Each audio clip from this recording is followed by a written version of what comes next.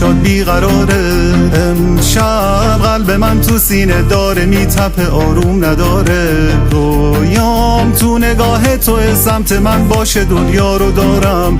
باشی پیش من دیگه محال تو رو تنها بذارم. احساسم گره خورده به احساس تو و حساسم روی هر کی که بیاره اسم تو رو. قلبت رو پیش من بذار و هر جایی که دلت خواست برو.